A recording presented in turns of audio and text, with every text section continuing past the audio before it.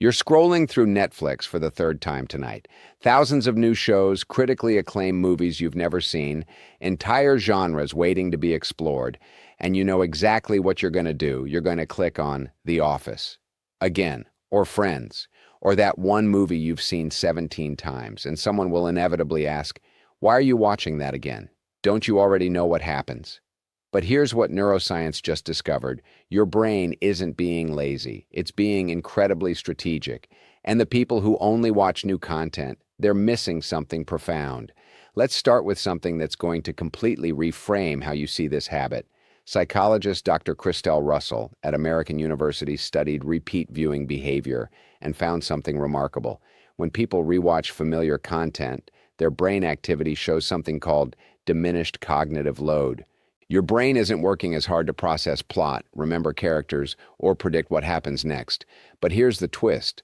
That freed up mental energy doesn't just disappear. It gets redirected. Research shows that when you rewatch, your brain shifts from processing what happens to processing how you feel about what happens.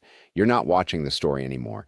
You're experiencing the emotional landscape. And that distinction changes everything, because here's what most people don't understand about rewatching. It's not about the plot.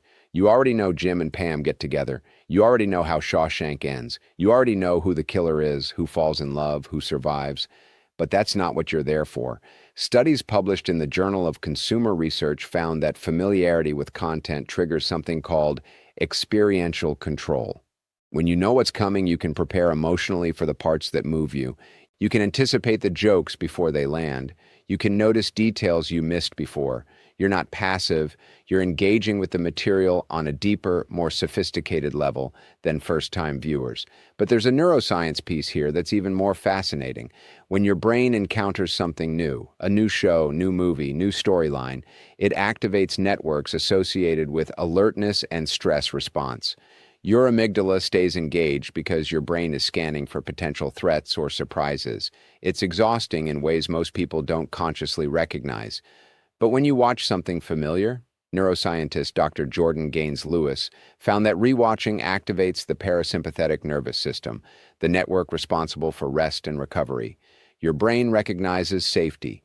There are no surprises, no tension from uncertainty, no cognitive demands beyond what you can easily handle. Translation, rewatching isn't lazy. It's your nervous system actively choosing recovery. And this explains something you've probably noticed but never understood. You rewatch the most when you're stressed, overwhelmed, anxious, or exhausted. That's not coincidence. Research out of the University of Chicago found that during periods of high life stress or low emotional resources, people specifically seek out familiar media content. It's called media comfort food. Just like you crave actual comfort food when stressed, not because you're unimaginative, but because your body needs easy-to-process nutrition. You crave familiar media because your brain needs easy-to-process emotional input. When life is unpredictable and demanding, your viewing choices become a form of self-care. Here's something else researchers discovered that changes the way we think about this. Psychologist Dr. J. L. Derrick found that rewatching beloved shows and movies strengthens what she calls social surrogacy. The characters become pseudo-relationships that your brain processes similarly to real friendships. When you rewatch Friends for the 100th time, you're not just watching six people sit in a coffee shop. Your brain is experiencing the comfort of being around familiar people. Studies show this effect is so strong that people report feeling less lonely after rewatching familiar content. You're not being antisocial by staying home with your favorite show. You're meeting a genuine psychological need for connection in a way that requires zero emotional labor. And here's where it gets really interesting. You know how every time you rewatch something, you notice new details, new jokes you missed, background moments, subtle character development, foreshadowing you didn't catch the first time. That's not just you being more observant. Research shows this is actually your brain's reward system at work. Psychologists call it repeat viewing satisfaction. Each time you rewatch, you're picking up layers you couldn't process the first time because you were too busy following the plot. Studies show that people report getting more enjoyment from media on the second, third, even 10th viewing than they did the first time. You're not watching the same thing. You're watching something richer, deeper, more complete than first-time viewers can access. But let's talk about the judgment you probably face. People act like rewatching is a waste of time. You could be experiencing something new. Why would you watch something you've already seen? Don't you get bored? But here's what research reveals about that criticism.